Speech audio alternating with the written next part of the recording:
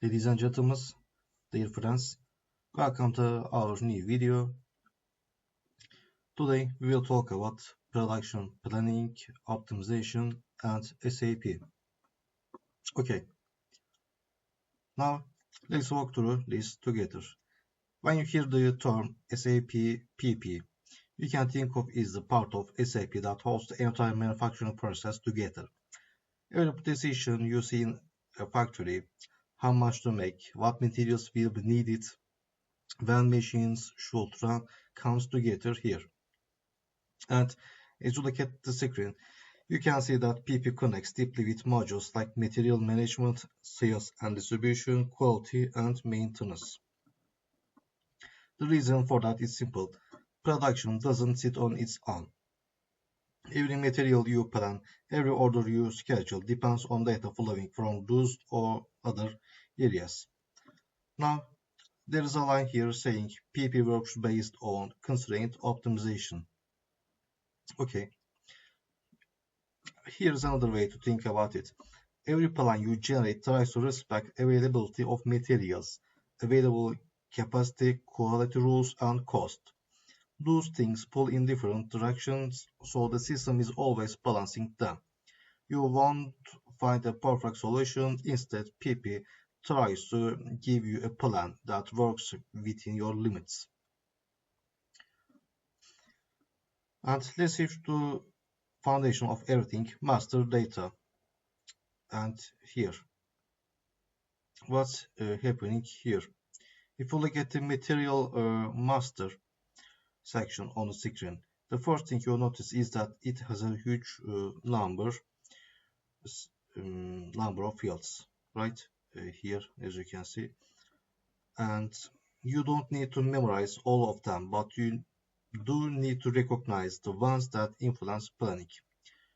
And MRP type, for example, tells SAP how to plan that material. If you set it to PD, that means the system will use classic MRP logic. If you set VB, then it's based on reorder points. Then you have lot sizing. When the system calculates how much to produce or procedure, it uses this setting. And X means here lot for lot, which basically says produce exactly what's required.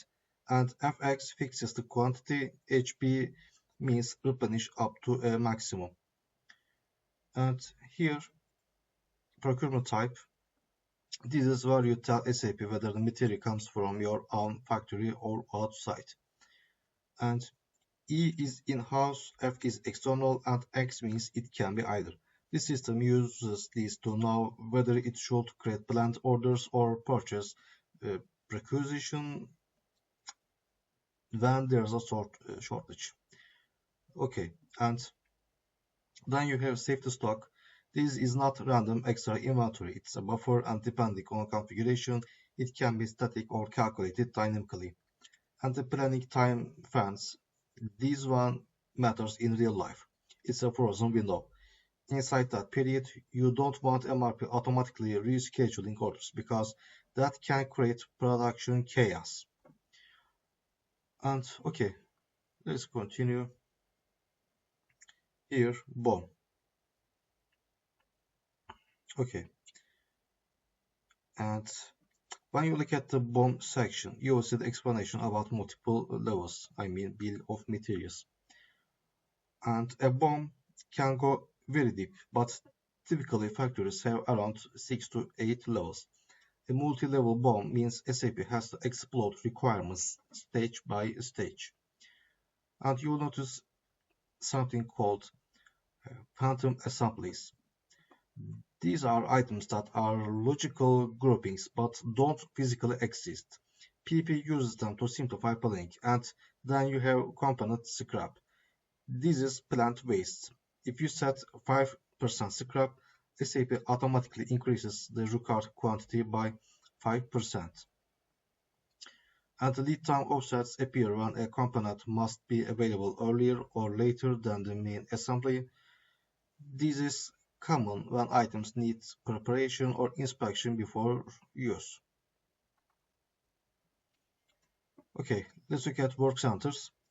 These define where operations take place and what capacity you actually have. Capacity is calculated using your factory calendar multiplied by shifts, efficiency, and utilization. So if a machine is technically 100 hours available but efficiency is 80%, your usable capacity is less. Routines tell the system how to run operations, what sequence to use, how long each step takes, and where they take place. Setup time, processing time, inter-operation time, these all influence lead time scheduling. You will also see routing flexibility like alternative operations or parallel processing. These help PP decide how work can be distributed among different missions. Alright, now let's walk through what actually happens during an MRP run. When you execute MD01, SAP doesn't just calculate a few numbers, it runs a chain of steps. And the first one is net requirements calculation. This step alone tells you why MRP seems simple at the surface but get complex quickly because all these elements change constantly. Okay, and you have load sizing. SAP uses the load sizing procedure to decide how much to produce or buy. If you use static procedures like X or FX here, the rule is straightforward, but if you switch to XS or periodic procedures, SAP applies algorithms to calculate the best batch size. And here A EBQ, economic batch quantity, that method uses a classic EOQ formula adjusted for manufacturing, so the system can recommend batch sizes that keep costs minimal over time. And in in-house production, when SAP exposes the BOM, it creates component requirements for each level. Lead time scheduling uses backward calculation. Okay, and you can see the timing formula on the screen here. And what is that? Order finish date minus production lead time equals order start date. Sorry.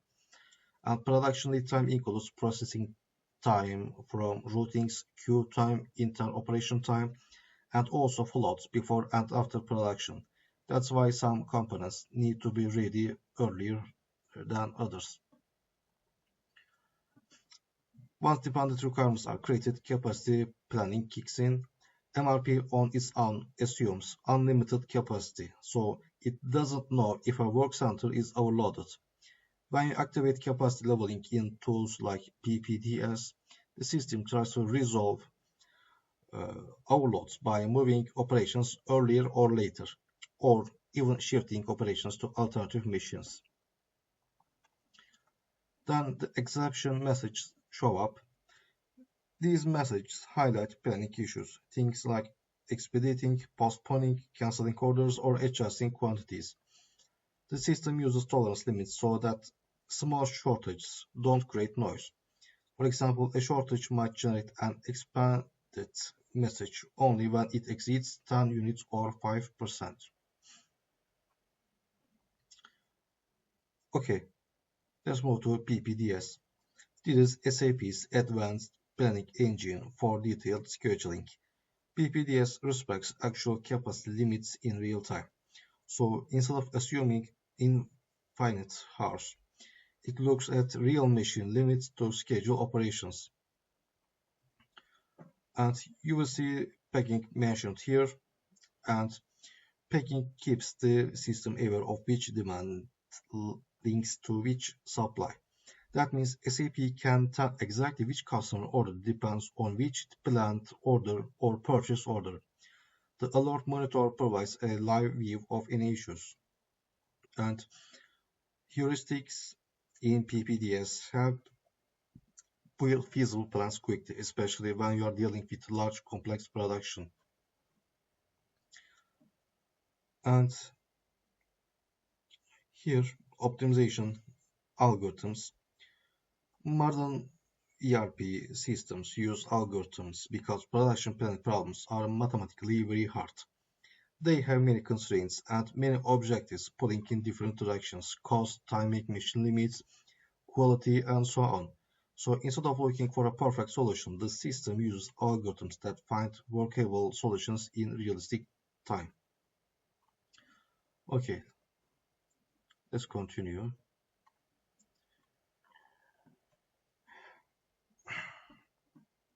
And our optimization page, and let's start with material requirement planning, and here our formula. So what is that? Let's read.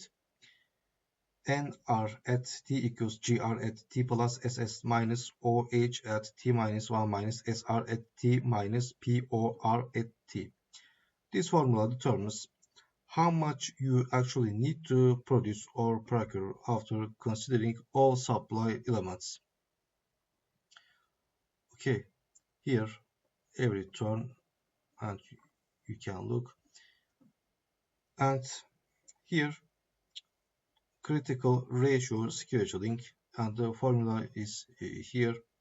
And what is that? CR equals due date minus current date divided by lead time remaining. If CR is less than 1, the job is behind schedule. If it is exactly 1, it's on schedule. If it's above, it's ahead. The scheduling rule sorts jobs by ascending CR. Jobs with a smaller ratio get higher priority. Next, genetic algorithms. These work well for job shops where operation sequences matter. The idea comes from biology. You take a population of possible schedules, evaluate how good each one is, pick the better ones, combine them, introduce random variation, and repeat. Over time, the population converges toward better schedules.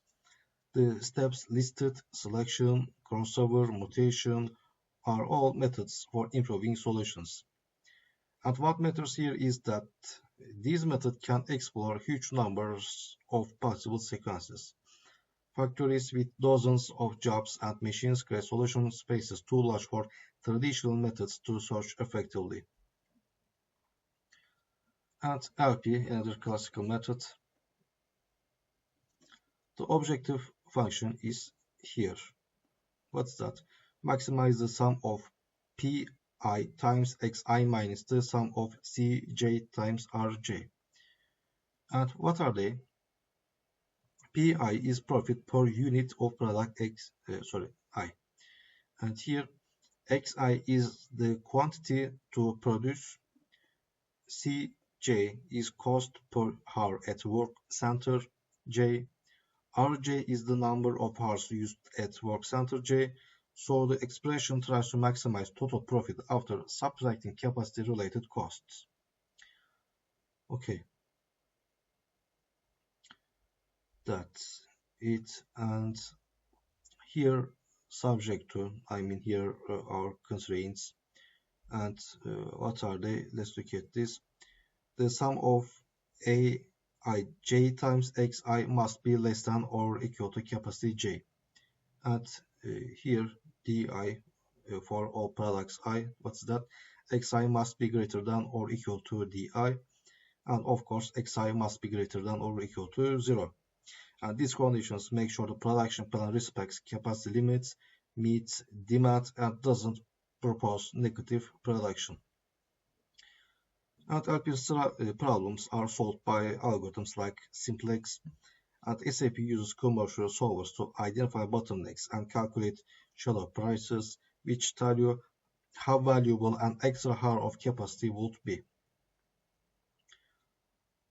Okay. And here, meta-heuristic.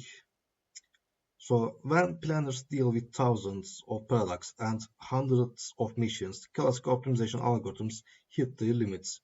So planners use what are called meta-heuristics. These methods don't change a perfect answer. Instead, they search for a good, feasible plan in a reasonable amount of time. And let's look at each one slowly so you really get why they are useful. Simulated annealing first.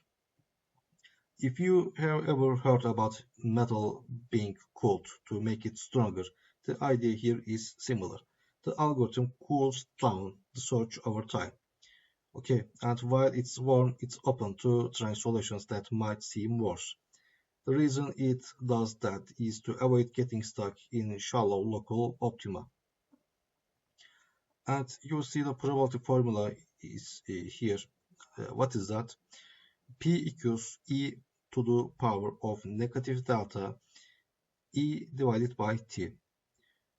And that term here, delta E, represents how much worse the new solution is, and T is the temperature. As T drops, the algorithm becomes less willing to accept these worse moves. That temperature curve is important. If you cool down too quickly, it doesn't explode enough. If you cool too slowly, the runtime drags. And in something like SAP PPDS, simulated annealing is useful when you have got complex constraints. For example, when you have to schedule many operations that depend on each other. And table search. This one works by exploring neighborhoods of solutions. What makes it different is that it keeps a memory of the moves it just tried. That memory, called a tabu list, blocks the algorithm from bouncing back to the same solution over and over. And there is short-term memory for the most recent moves. There is also long-term memory which helps it diversify. And so instead of circling the same area of the solution space, it branches out. On top of that, you will see something called aspiration. That simply means even if a move is in the tabu list, the algorithm can override that rule if the move turns out to be exceptionally good. This approach works well in sequencing and scheduling problems where repetition is a real performance killer. Moving on, we have got ant colony optimization, and here's the idea. Ants leave pheromones as they walk, and other ants follow stronger trails. The algorithm models that behavior. Virtual ants explore different paths and drop virtual pheromones on the better routes. Over time, good paths attract more ants. Weak paths fade away because their pheromones evaporate. Okay,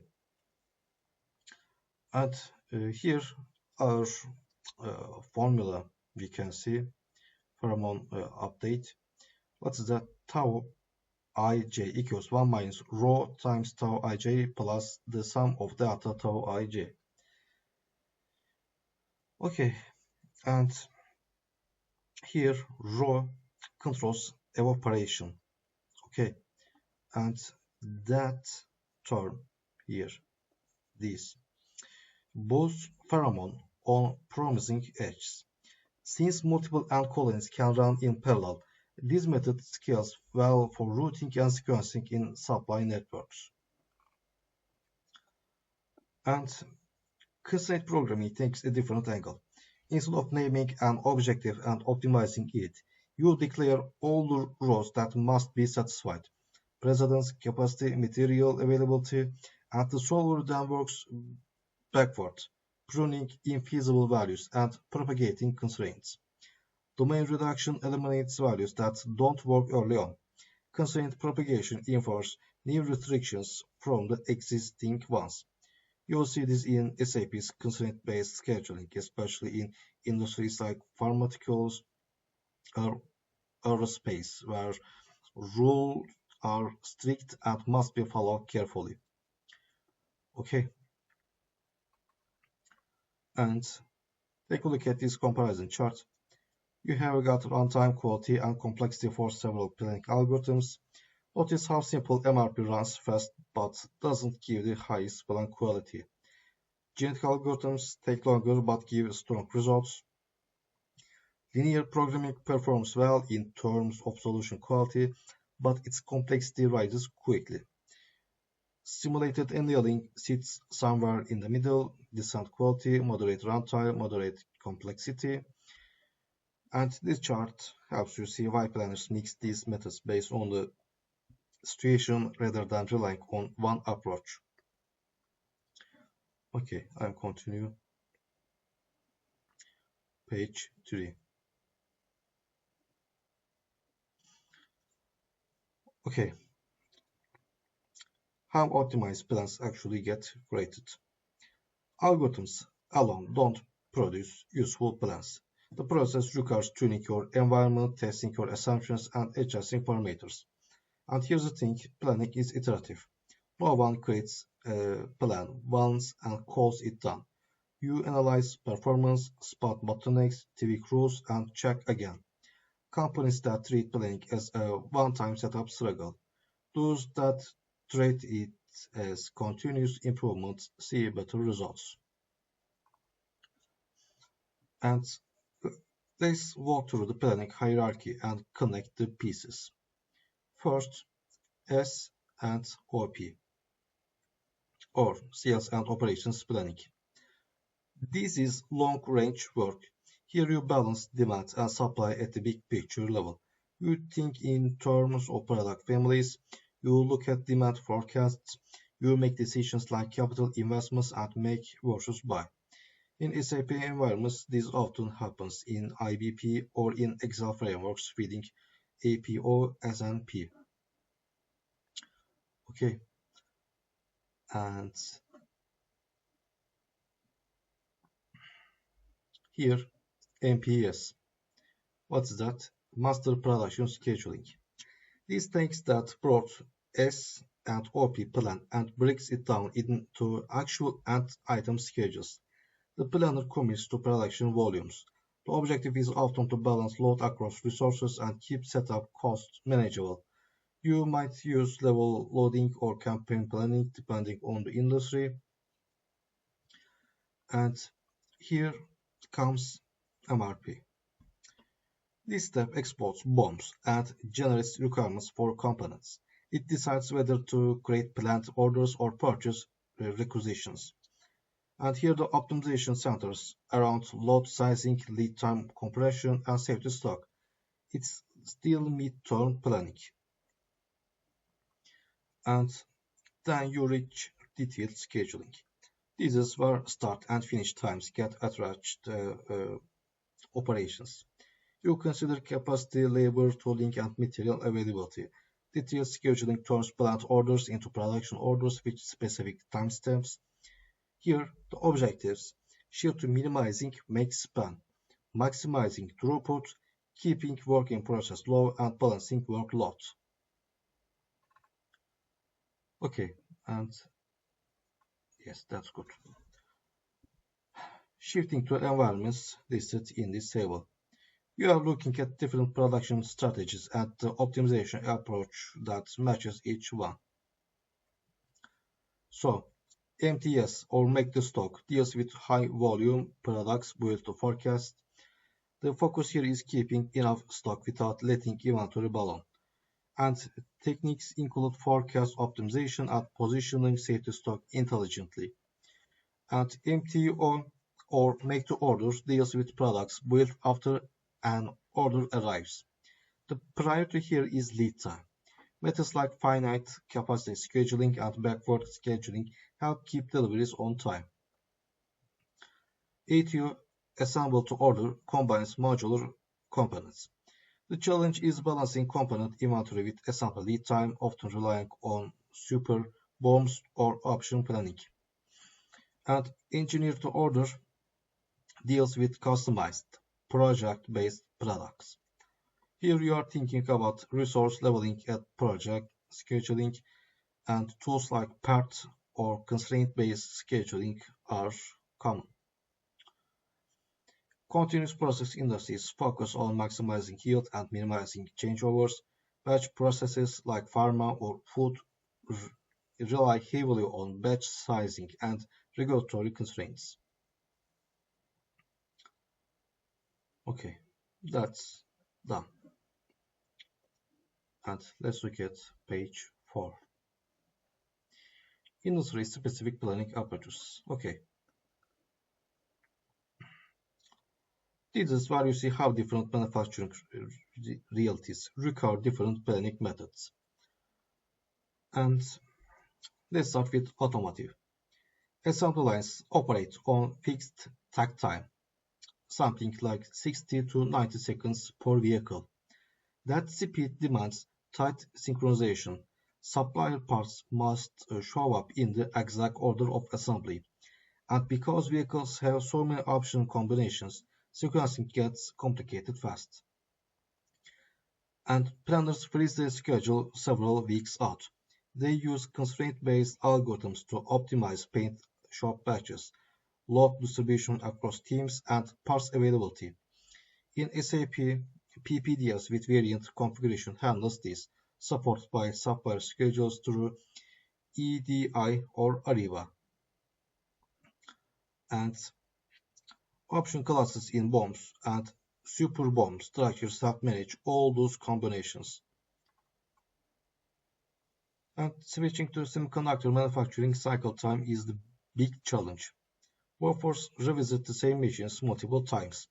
Equipment is extremely expensive and cycle times can stretch from weeks to months. Planners often use the theory of constraints. And what is that?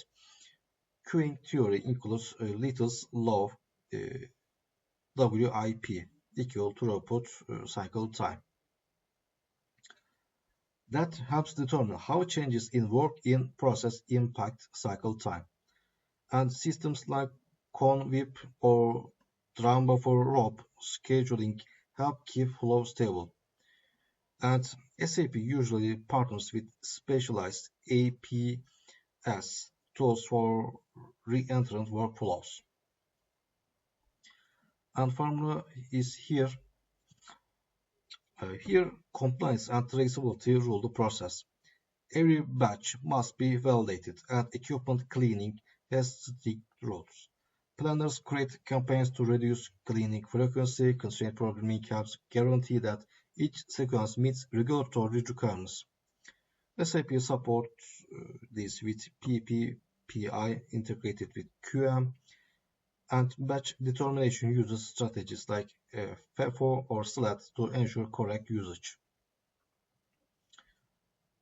And consumer packaged goods face seasonal demand and product proliferation. Hundreds of CQs, short life cycles, and promotion complicate planning. The approach is usually forecast driven. Bulk production happens earlier and final labeling or packaging waits until demand gets clearer. SAP IBP manages demand planning and pushes that plan to S/4HANA. Okay, and aerospace and defense. These products have extremely long lead times, sometimes years.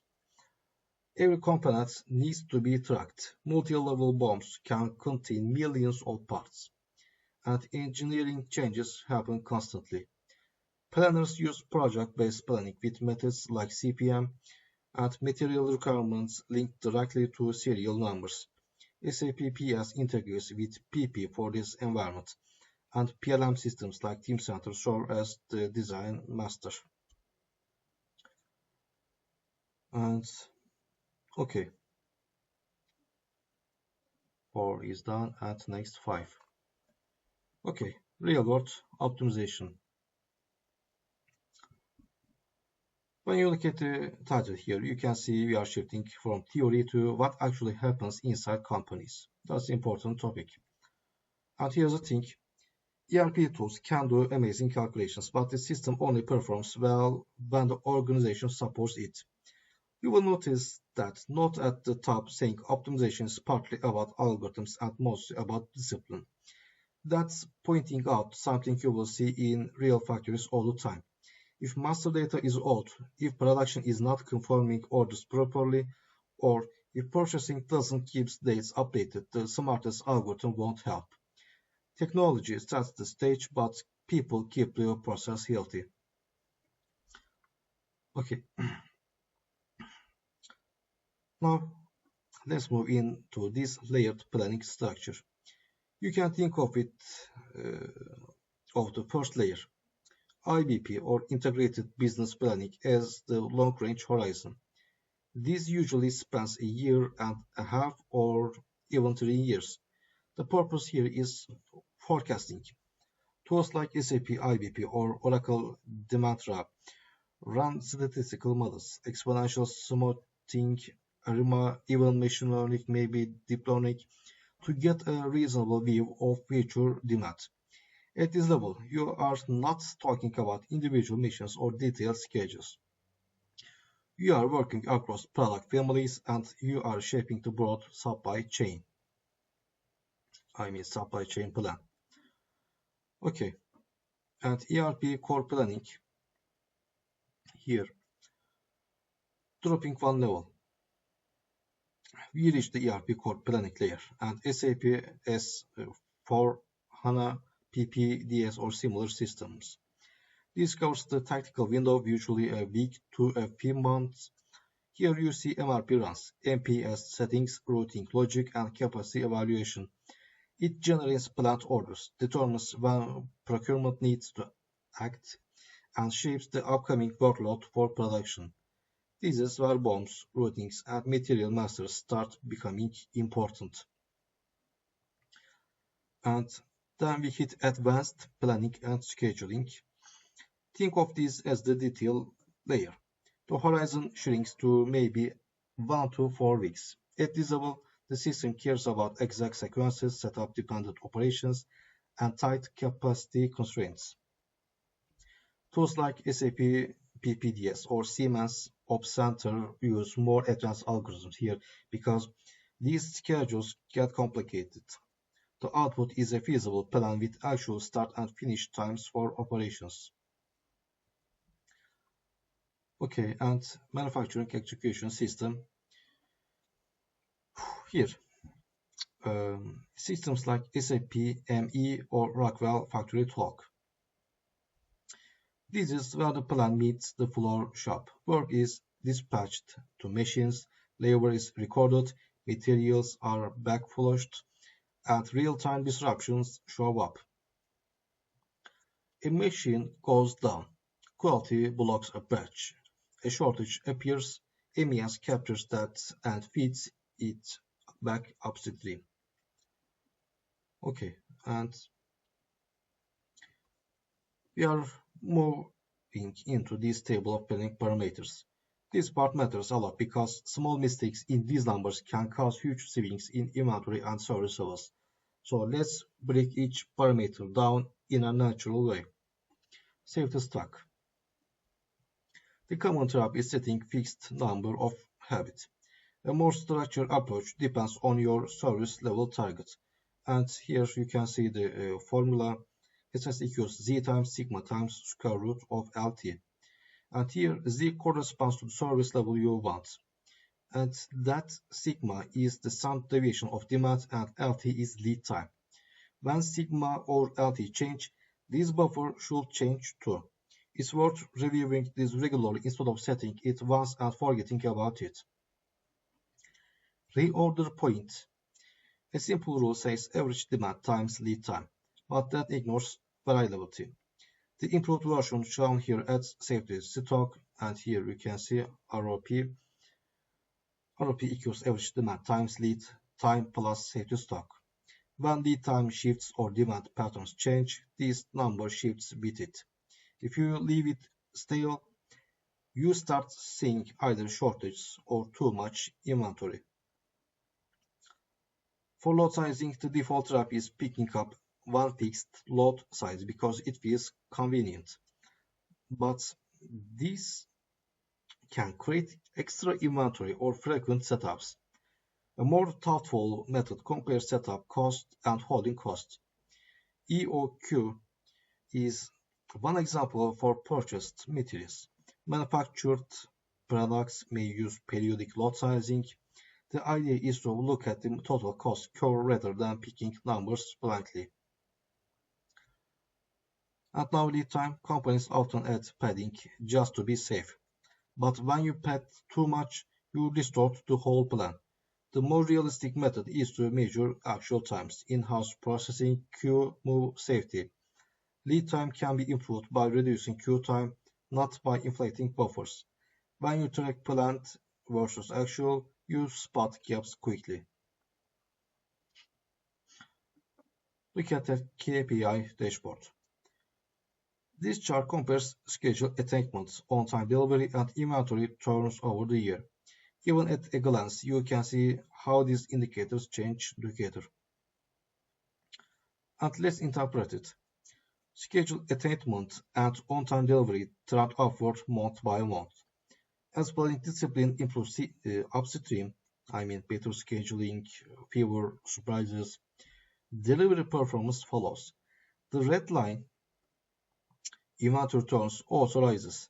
That indicates the company is generating more revenue per unit of inventory.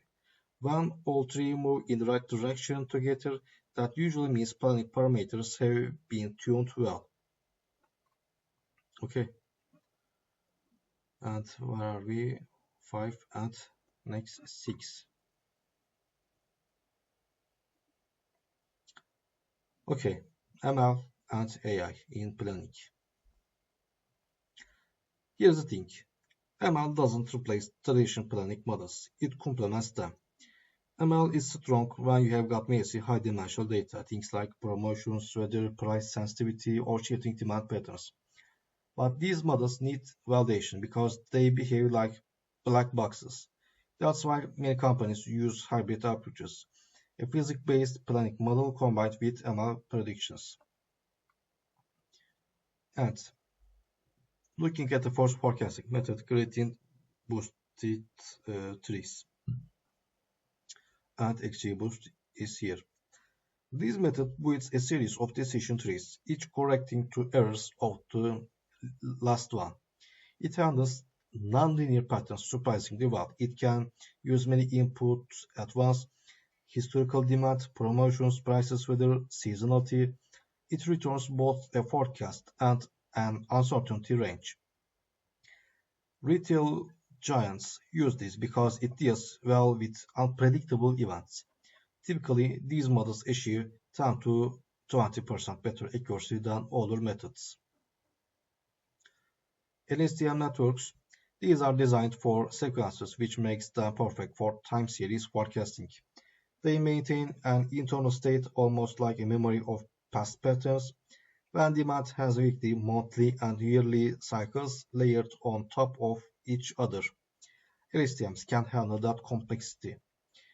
They can take multiple features at once, multiple products, locations, variables. They do need a lot of historical data though. Profit originally developed by Facebook, and this model uses an additive structure. Here you can see. And what is that? Y of t equals trend plus seasonality plus holidays plus error. Profit handles missing data well, runs fast across thousands of CQs, and is easy to tune. That's why many planning systems integrate it directly. SAP IBP even includes a profit-based model. And ensemble methods tie these models together. Instead of betting everything on one model, you combine several. Since each model has its own strengths and weaknesses, blending them reduces bias. A simple ensemble might combine exponential smoothing, XGBoost, and LSTM. The weights can be learned from validation data or updated continuously.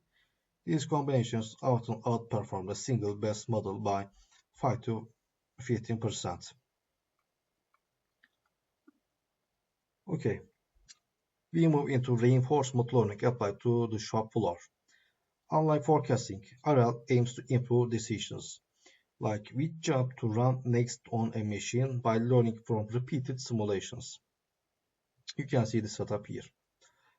The state space represents everything happening on the floor, jobs in queues, machines, status, WIP due dates, setup, states. The action space is which job to dispatch next. The reward function is a mix of goals here and what is that? Negative for -1 times tardiness, -0.1 make span, -0.5 times setup time, plus 2 times throughput. That means the algorithm gets penalized for lateness and long cycles but rewarded for high productivity. The system often uses deep queue networks or PPO to learn.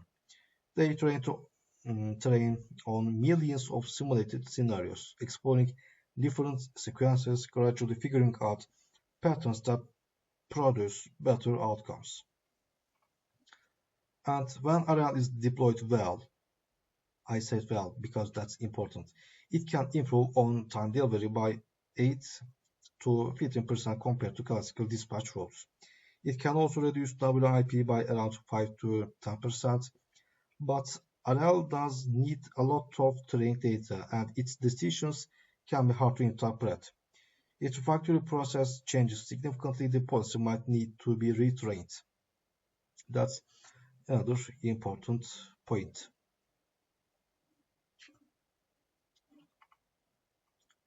Yes, implementation roadmap and practice. Here's the thing, this is not a quick project. It takes steady improvement, takes time, and a plan that builds strength layer by layer. Okay, and a common misstep is trying to do everything all at once. So instead, we go after the improvements that give the biggest impact with the least complexity. Once those are stable, then we move to the next wave. You will see this written across companies that do this successfully. Okay, and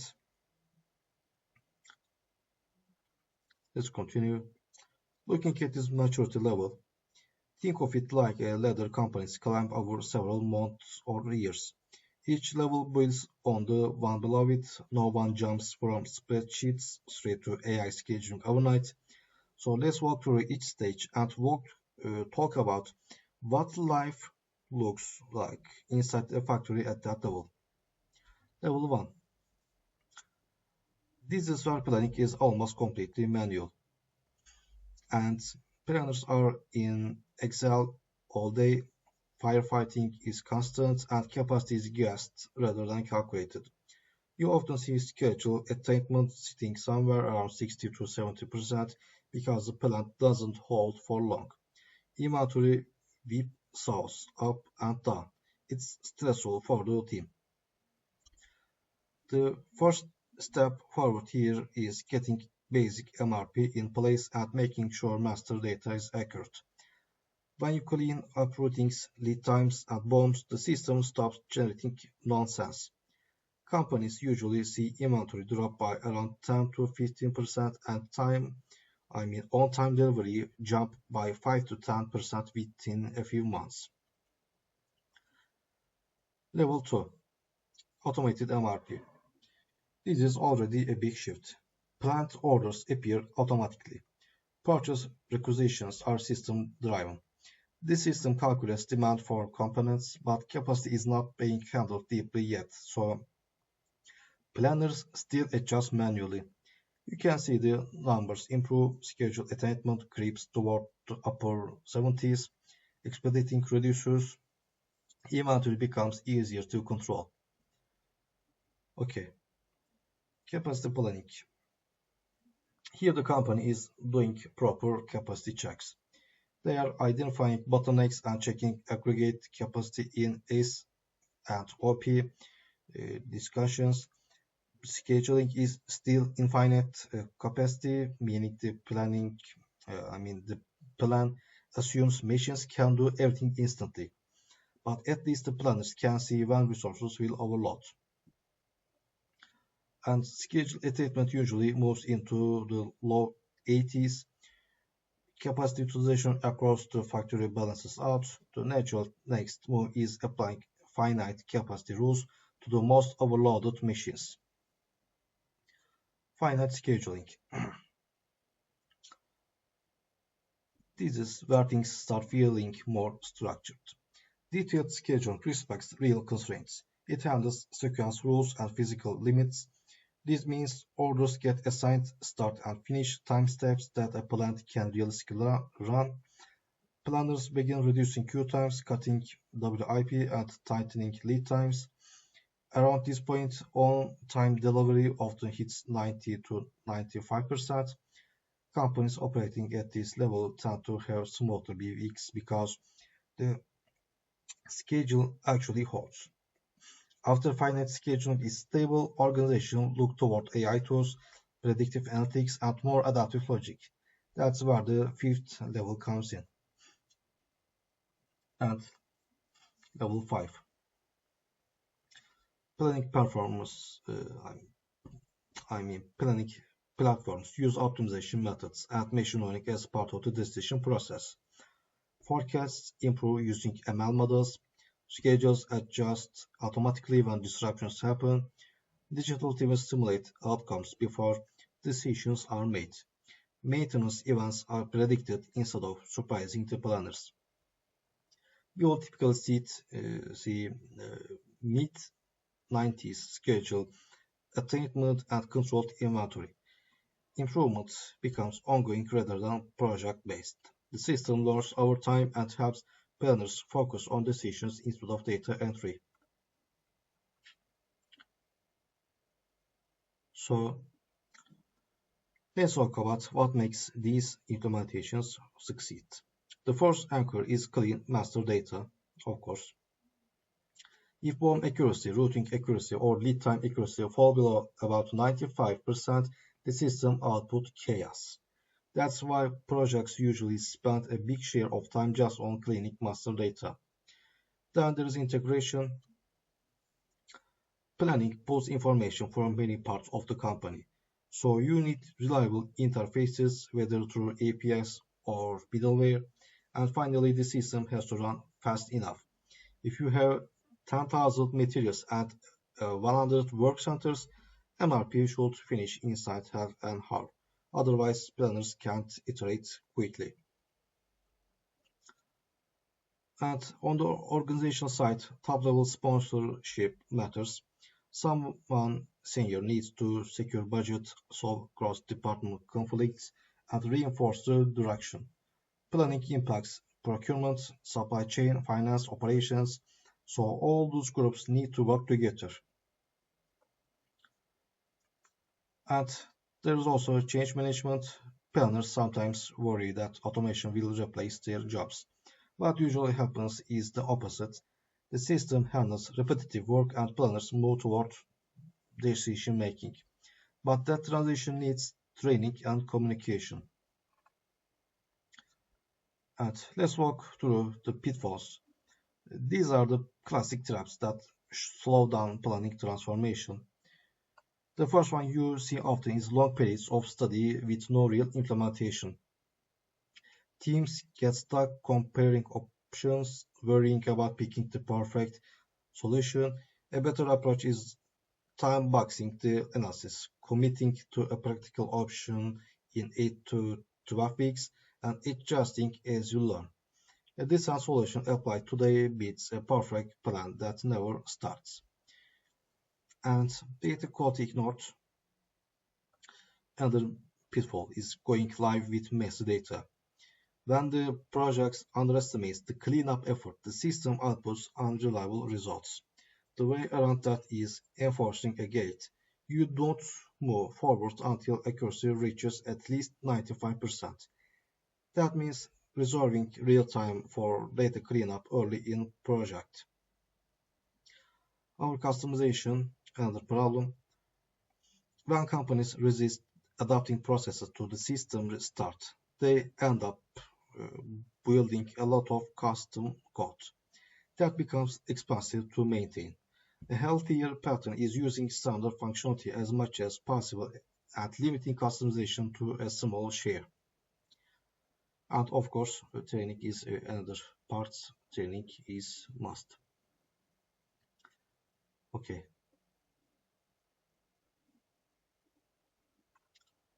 so what are future trends and emerging technologies? Let's talk about that. And first, autonomous planning agents.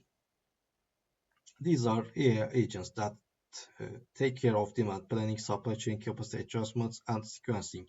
They run continuously rather than in overnight batches. They negotiate with each other and find stable plans. The feedback loop from performance teaches them to improve. Humans supervise exceptions, and companies like Amazon use this kind of system already in implement. Okay, and then you have quantum optimization. Quantum annealers can test many combinations at once, which is helpful in scheduling problems with thousands of jobs and hundreds of machines. The challenge today is that qubit counts are still small, so large-scale use is a few years out. But early progress suggests that these will become useful for planning longer term. 5G and edge computing for real time is here. This reduces latency so decisions can be made almost instantly. Instead of sending data to cloud and waiting, models run on local devices inside the factory.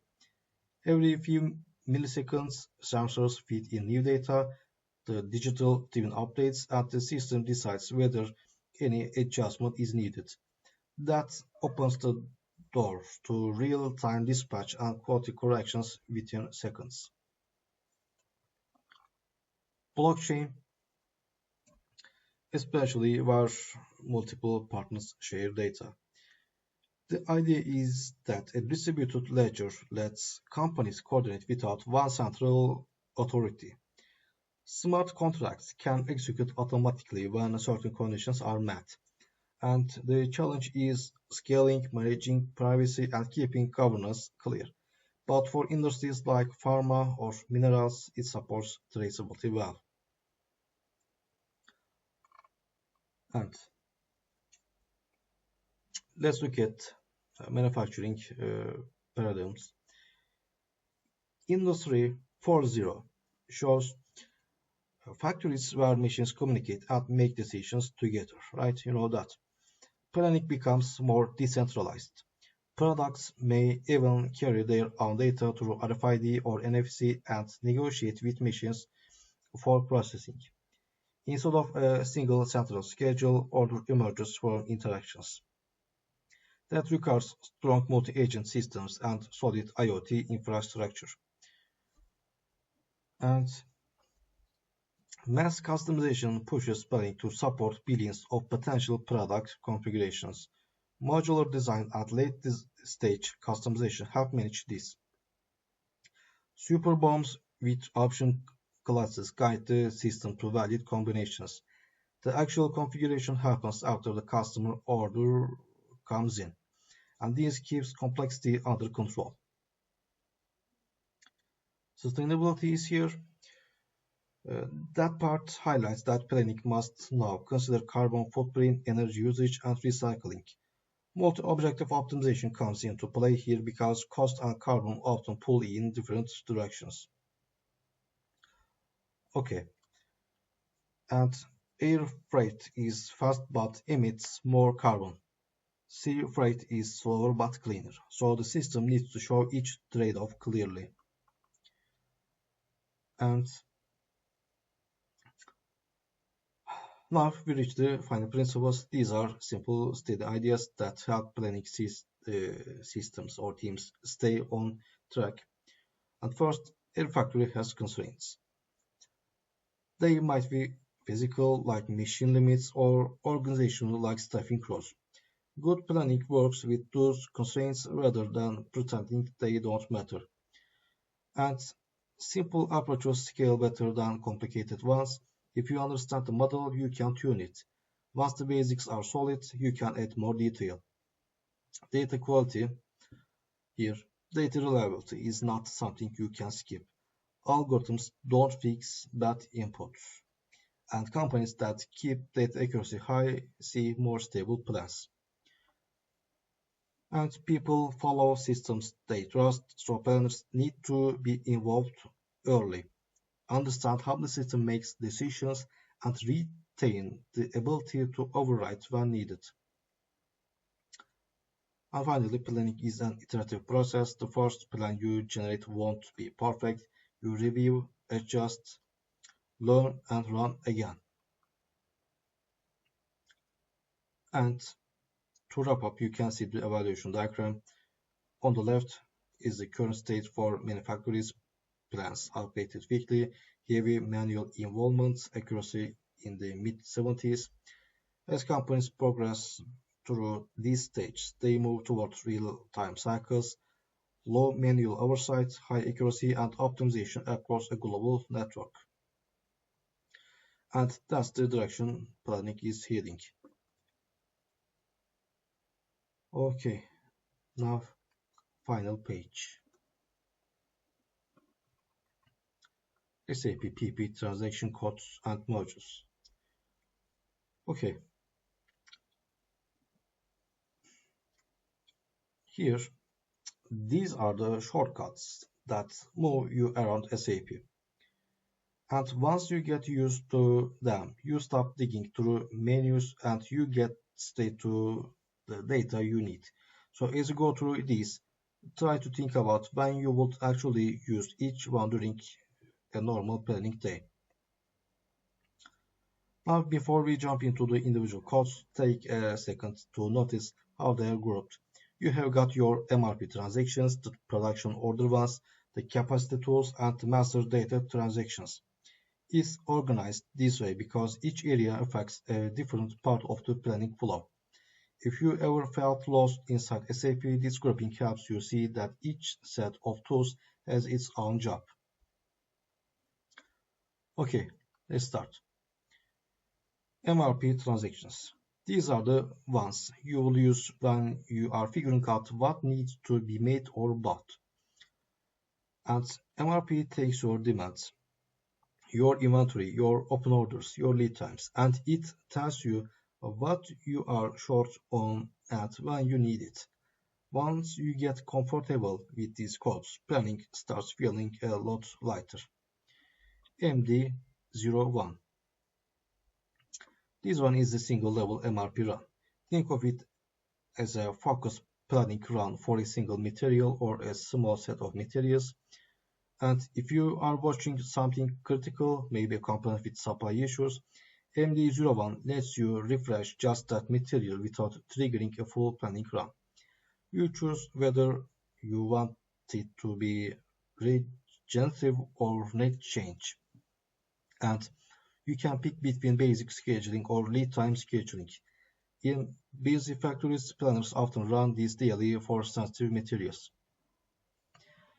MD02 here, that takes things deeper. Instead of just planning the top material, it goes across all BOM levels. So if you are planning a finished product with multiple components, MD02 explores the BOM and figures out dependent requirements all the way down.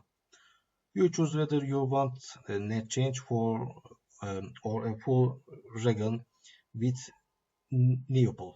Okay, and that's regenerative, and depending on how complex the BOM is, the run might take a few minutes or a bit longer.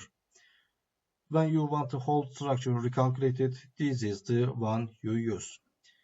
Okay, and MD03, this one shows you the MRP list, which is the snapshot of planning results at the time of the last MRP run. You can see your stock, your plant receipts, and your plant requirements all in one timeline. And right inside this screen, you will find those exception messages: expedite, postpone, cancel.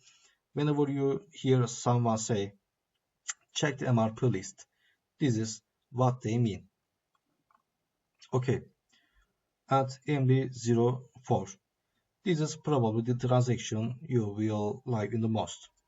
It is the real-time view of everything happening for a material. SAP updates this immediately, so it's more dynamic than MD03. You can see ATP, you can see shortages highlighted in red, rescheduling alerts in yellow, and you can even convert plant orders straight into production orders.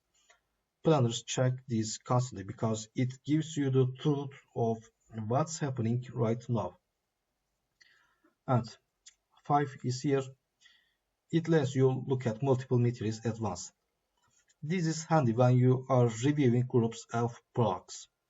Maybe all materials in a family or all materials for a certain planner. You can filter for just exception messages, export the list if you want to analyze it in Excel, and use it during MRP review meetings. Okay, MD06, this one shows you all plant orders for the materials you select. If you are trying to see production coverage for several components or finished goods at the same time, this is where you go. And you can mass convert plant orders into production orders right from here. Before doing that, you can check capacity needs to avoid overloading a work center. MD07 is all about exception messages. This is the spot where you organize the issues MRP finds. You will see message types like 10 for reschedule in, 15 for schedule out, and 96 for cancellation. In real operations, you will get a lot of messages, so tolerance limits help filter the noise. Reviewing this daily keeps your plan clean. MD11 lets you manually create a plant order. Sometimes automatic MRP doesn't give you exactly what you want. Maybe you need a special build or a rush order. And here you can set the quantity, the dates, even pick the production version. You can run it with or without capacity checks depending on how strict you want to be. Next, you have MD12. This is where you adjust plant orders. Maybe the dates shifted, maybe the quantity needs to increase, maybe you need a different BOM or routing. You can also add or remove components if something about the build changes. Okay, let's step into production order transactions. These are the ones you use once you move past planning and into actual execution. And first, here, this is plant orders turned into production orders. This is the moment you formally commit to making something and the components pull in automatically from the BOM and the routing loads the operations. If something doesn't fit the plan, you can edit the details here. Once saved materials get resolved. And to change production order, it lets you adjust a production order. Maybe you need to correct the dates, add components, remove operations, or send the order to a different work center. This is usually used before the order is released because once it's executed, the flexibility drops. And 3. Display production order. Let's look at it. No editing. Here you can monitor the status, confirmations, costs, and component availability. You can compare plant effort to actuals to see if anything went off track. And collective release. That lets you release multiple production orders in one shot. Instead of releasing each order individually, you select them by plant, date, material, or order type. And SAP performs availability checks before releasing. This saves a ton of time during morning routines. And 40. This is where you confirm operations. You enter yields, scrap and labor hours. You record when an operation started and finished. Some companies also activate automatic goods received at the final operation, meaning the finished products post straight into inventory. 41. That lets you confirm multiple operations at once. If you have a backlog of confirmations, this helps you catch up quickly. You can work at operation level or order level and you still get a validation step, so errors don't slip in. Okay, order information system is your reporting center for production orders. You can filter by material, status, date, or any yield you want. This tool shows you lists, capacity views, costs, and confirmations. If you need deeper analysis, you can export everything to Excel. And some planners build custom layouts here so they can jump into their daily review quickly. And 14. This is a combined transaction that works for both plant and production orders. It's helpful when you are not sure which type you are editing, and it lets you do mass changes with selection screens. Functionally, it behaves like a tool like that for production orders. And capacity planning is here. These are essential once you care about whether a plan can actually fit into the available machine hours. And CM1 gives you a graphical view of capacity. You can see bars showing required capacity compared to available capacity. When a work center's load jumps to high in a certain week or day, you will spot it instantly. You can drag operations to different periods, split them across time buckets, or move them to alternative work centers. So capacity evaluation, CM07 goes deeper into analyzing capacity for each work center. It shows you daily or weekly load, compares plant load to available hours, and lets you drill down into specific orders creating the load. If you are preparing capacity discussions for S and OP, this one helps you build those weights. 25. That shows capacity requirements coming from production orders. You can see which orders are committed and which are still planned. When a machine starts trending toward overload, this is usually the first place planners notice it. Okay, CM50. This one respects to capacity limits. Instead of letting everything overlap unrealistically, it schedules operations so they fit within actual machine hours. It uses optimization logic behind the scenes for sequencing, and it can consider setup times that depend on sequence. So when you want a more realistic schedule, this is the tool. Alright, and I think that's final part. Yes.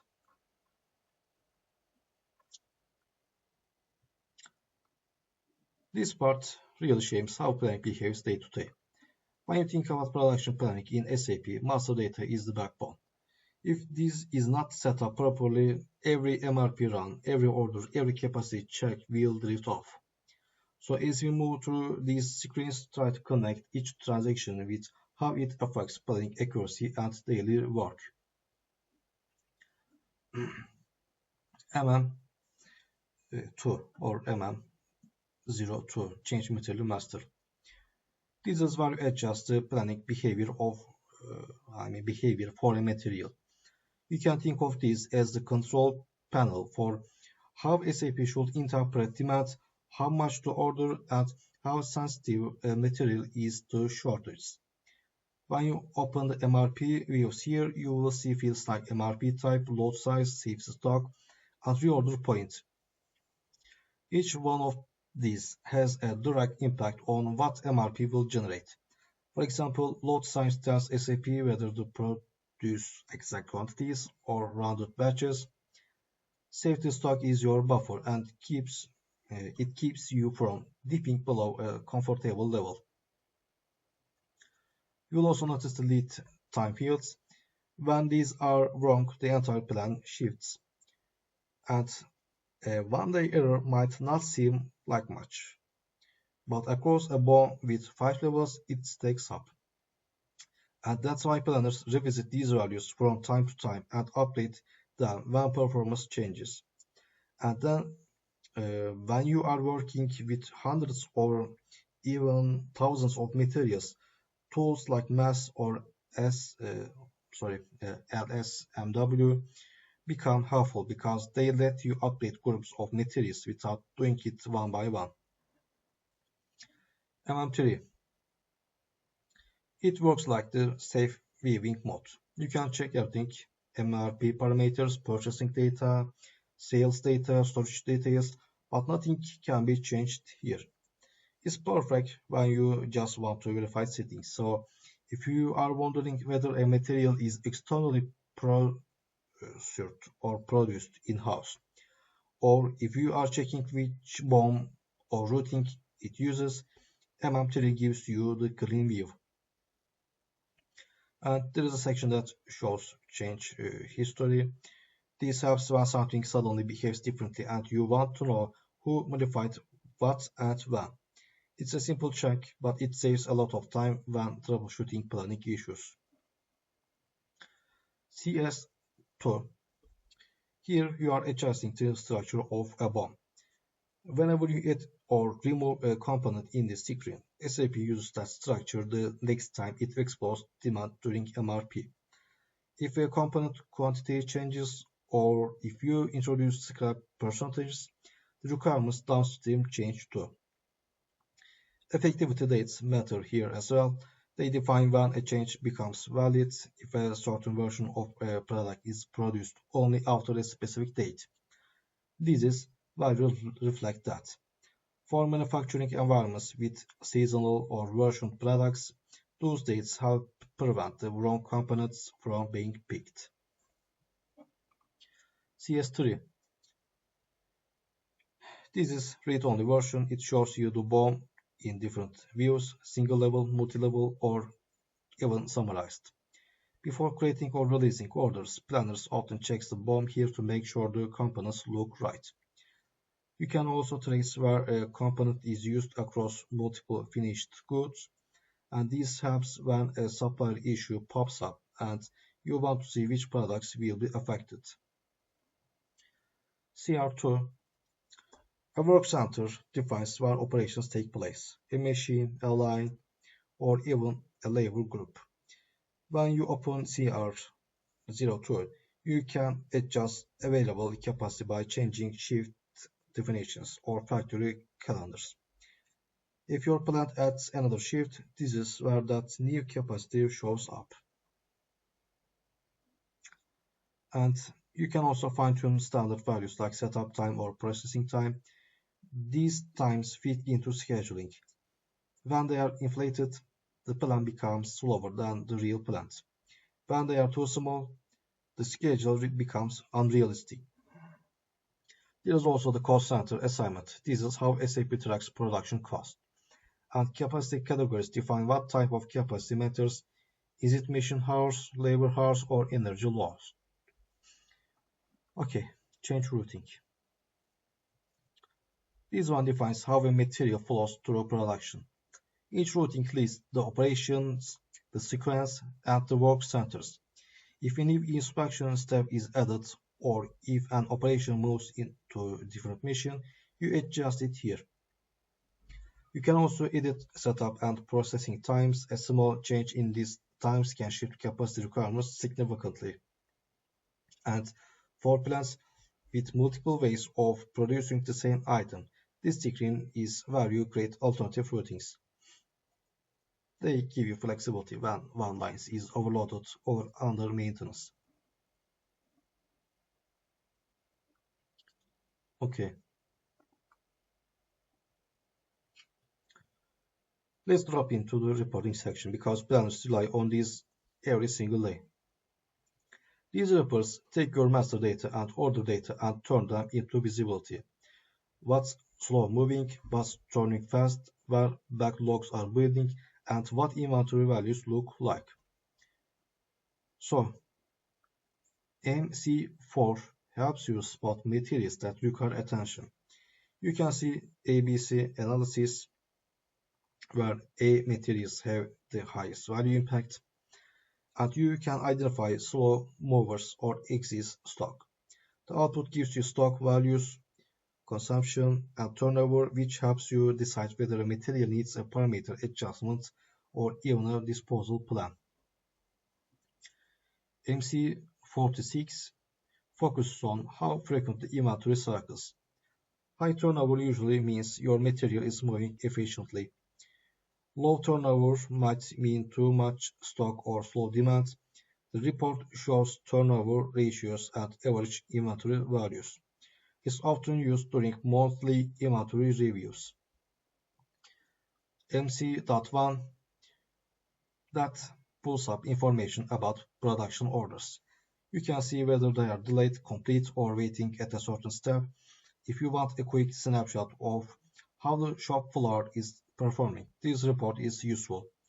And if you are troubleshooting schedule issues, you can check dates, quantities, and variance from the plan.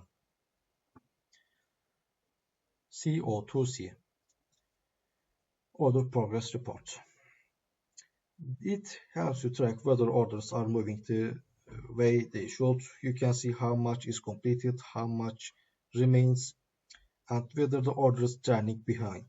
It helps planners intervene early instead of reacting too late. Another, this is a flexible answers tool, and here you can filter by material, plant, date range, status, anything you need.